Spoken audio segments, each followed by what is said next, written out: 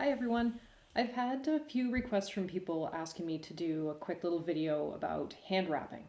I know there's lots of videos on YouTube and everybody has a little bit of a different style. So I'm just going to show you how I wrap my hands for boxing and hopefully it will help everybody. So I've got one of my hand wraps here. It's 180 inches in length. It's a good length because it's going to give you lots of material to work with to go make sure that your hands are well protected. One end is going to be Velcro. The other end is going to have like a hook and loop on the end of it. Now when you take a look at this, the wrap, I'm just going to hold it up here. You're going to see one side is flat, the other side has more of the seam. You want to have the seam side down. The biggest thing when you're thinking about wrapping your hands is you want to go and protect your wrist, your knuckles, and your thumb. Those are the ones you obviously want to put a lot of emphasis on, making sure it's well protected. So what we want to do is open up our wrap the entire way.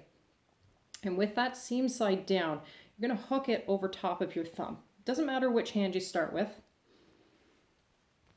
So just take that wrap, placing it over your thumb, and you're going to cross it over top of your wrist.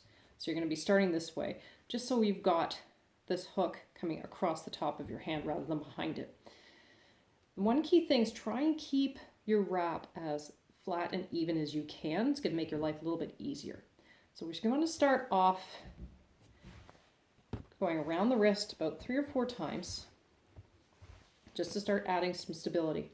Now keep your fingers nice and wide and spread and flat. Just keep your hand flat. It's going to help to make things a little easier.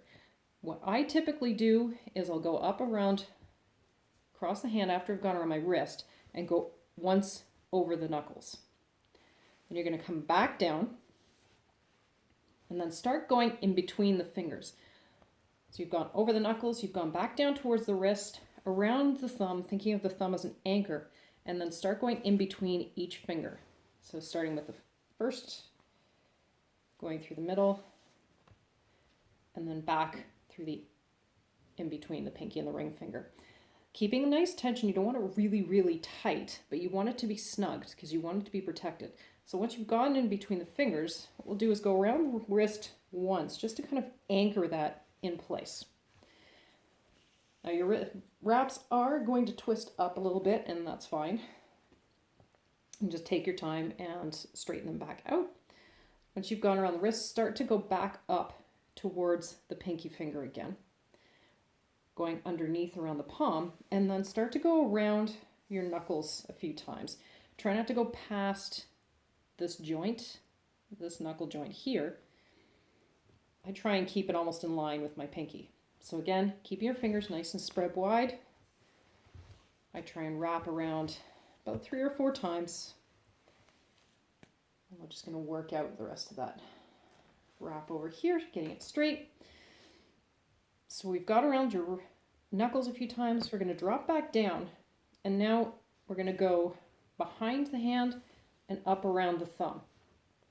That's going to give some stability to your thumb. So you can wrap around it once. Some people like to do this one way and then wrap their hand and go back around the thumb the other way. It's personal choice, and it just takes practice. So around the thumb, across the palm, back down, and then you're going to see you've got lots of extra.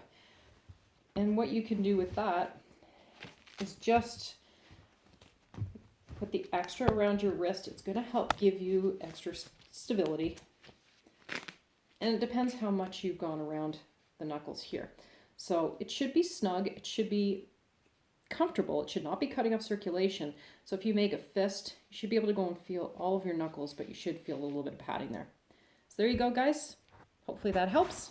And if you have any questions, feel free to email me, Penny at mindfulbodynutrition.ca.